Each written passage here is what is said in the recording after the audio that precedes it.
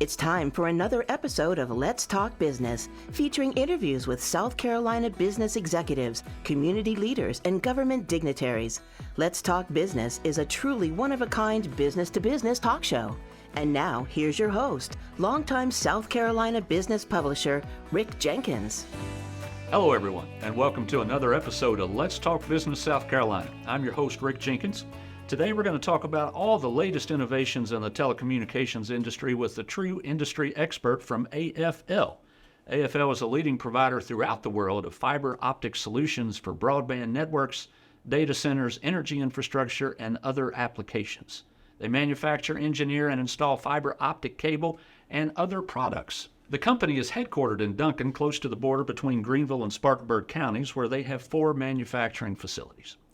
It's always good to catch up with someone from AFL because the company, they are at the forefront of technological advancements, especially when it comes to things like 5th-generation wireless cellular technology. So joining me today is Marc Bolick, the president of Product Solutions at AFL. Marc, welcome. Thank you, Rex. Good to be here. It is good to have you, man. I'm glad you're here. I haven't talked to someone from AFL in a while, but I always love it because you guys have such good information. But before we talk business, before we get into all of it, let's just talk about you for a second. You are not from around here. You came recently. Is that correct? That is true. I've been here for 6 months. 6 months, 6 months only here in Greenville, South Carolina. Where are you going to live? Spartanburg, Greenville, where? I've got an apartment today in Greer. Okay. And at some point, when my wife arrives, we'll find a place to settle down in Greenville. We haven't quite decided yet. Where are y'all from? Where are you coming from? I grew up and my wife grew up in Hickory, North Carolina. So to me, this is a return to the South. Got it. We have lived in Kansas City for the last 12 years, and we've raised our kids in Kansas City. And the difference between the Midwest and the South? It's quite a bit different. A big list? Yeah, it is. A big list? We enjoy the Midwest, but the South is home, and we're excited to be back. Great place to raise our family. Yeah. But now it's time to come back home. As I get closer to retirement, and we're looking to where we want to put our roots down, the South is where it is, and Greenville's a great place for that. Greenville is a great place for that, and Greer is a cool place. So you're in a nice little spot there for a temporary period of time. Now, you said you're from Hickory. That's furniture capital of the United States, isn't it? At one time it was, yes. Yeah, not anymore? Not anymore. I think, like a lot of industries, Hickory is still prominent for furniture, primarily business offices, but a lot of the manufacturing has moved overseas. Hickory's changed quite a bit. It's had to adapt, much like AFL has had to adapt, and as the industry has changed. So right. A little different than it used to be. Well, let's talk about AFL, and let's talk about adapting. But first, let's talk about what you do. Now, you're the president of Product Solutions. I got to be honest, for a company like AFL, that sounds like a really cool job and a really big job. Tell me what you do. It is, and I'm excited to be a part of it. I'm responsible for the product division, so anything that we ship that is a tangible product that goes into a network. We also have a services group or services organization. Products is about 85% of our revenue of our business, and we have a services organization that operates separately that does a lot of the design and engineering and install for those very products that we ship to customers. Now, AFL is owned by Fujikura. Fujikura, located in Tokyo, yes, sir. Japan. And tell me what that relationship looks like. Now, Fujikura, they manufacture, well, tell me what they do. A little bit of everything. And here's the great thing, as a matter of fact, I'm not sure we talk about it enough, but Fujikura was founded in 1885. Yeah. So when you think about our economy, you think about industries that come and go, Fujikura has been incredibly adaptable. And AFL has been a big part of that history, being around for almost 40 years, and we've been pretty adaptable as well. Fujikura is in a lot of different things, automotive, devices, telecom, real estate, lots of different diverse businesses, which has helped them survive since 1885. And we are a big part of their telecommunications business. Have you been to Tokyo? I've been a few times in my life. I've been once as an employee. And but I would assume that you're going to go from time to time. Yeah. Probably more frequently than I have before. Yeah, I would guess so. And that's got to be a long, long plane trip. But I have talked to folks at AFL who have gone over from time to time, and they say the sushi is worth the trip. Sushi's fantastic. Yeah. I think it probably gives you a different perspective on sushi if you go to Japan. And the Japanese culture is great. They got a lot of pride. And it's exciting to go visit Fujikura as well. You could tell there's a lot of pride in that culture. You know, it wasn't too long ago. I was reading this. Well, actually, it was a while back. Man, time passes. It was a year or two ago. I was reading a story about a fiber optic cable that you all manufacture that had over 1,200 individual fibers within it, within one cable that was about an inch in diameter. Amazing to me, the technology that you all manufacture and deal with. I mean, we're talking big stuff here. I will tell you probably, a decade or more ago, that would have been the leading technology in the fiber optic world. As a matter of fact, when I began in the industry, that, 1,200 fibers in a cable was unheard of. Today, it solicits a yarn? Yeah.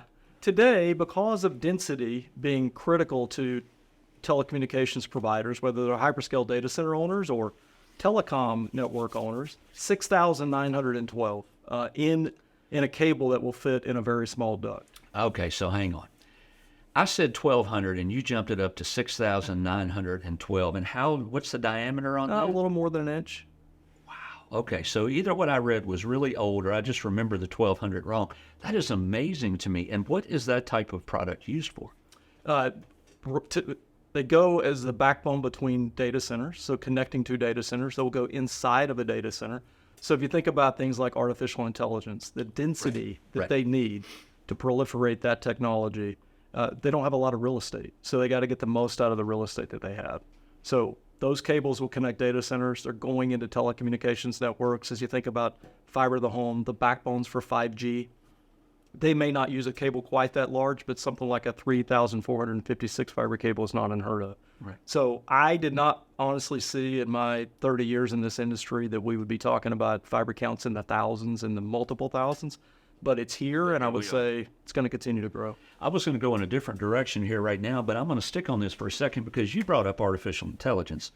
And here on this show, almost every week when I'm talking to somebody, regardless of what industry we're talking about, artificial intelligence rears its ugly head. And there was a time when we thought artificial intelligence, oh, wow, great. And now all of a sudden there are challenges associated with artificial intelligence in every industry. What is the challenge with AI within your industry? Well, I'll answer that in two ways. One is what does a company like AFL do to help that technology become a reality?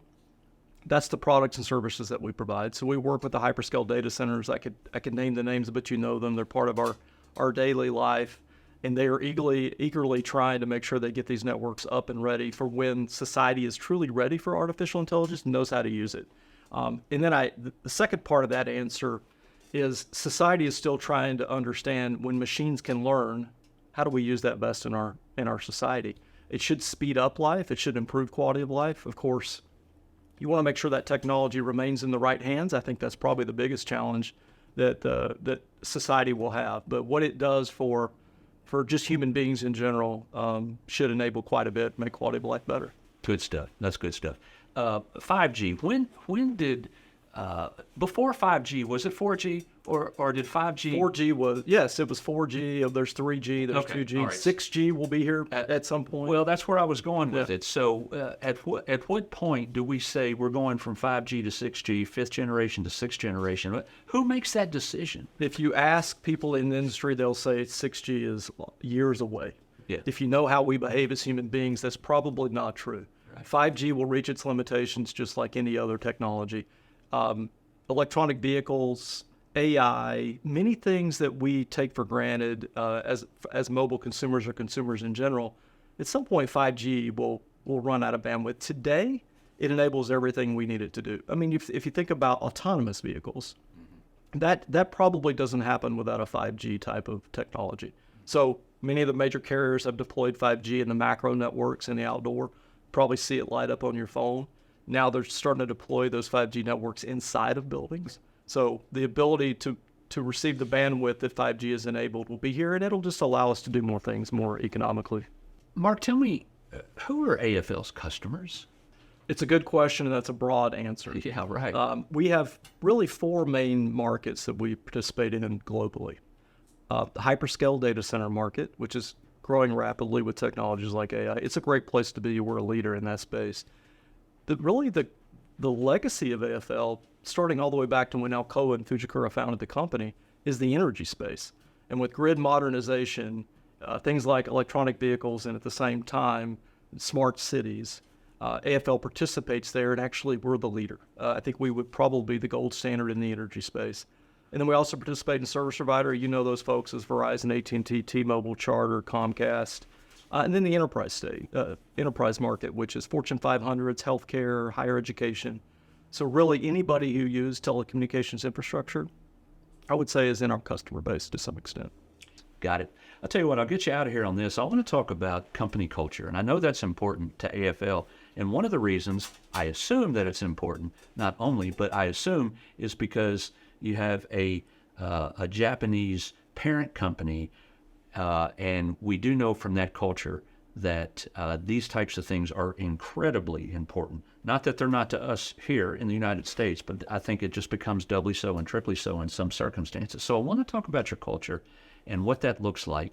And before we get into the details of it, just kind of give me an idea of how Fujikura in Japan impacts you locally, culturally speaking.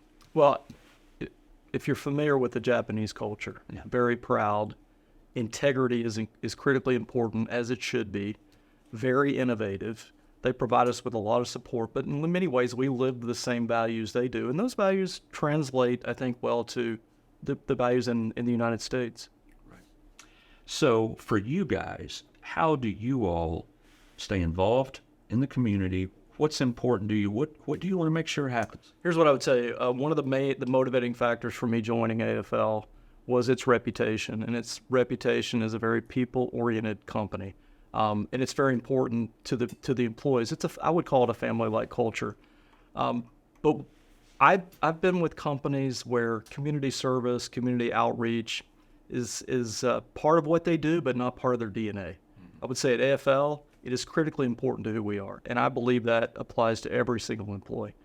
You can just tell it's as important as the business that we operate, whether it's services, whether it's financial contributions. We're very serious about our outreach and our community involvement in the Greenville area and broader. Right. Good to hear. Marc, I appreciate you joining the show. Thanks so much for being here, folks. That is Marc Bolick. He is the president of Product Solutions at AFL. Appreciate you joining another episode of Let's Talk Business South Carolina. We'll see you next week.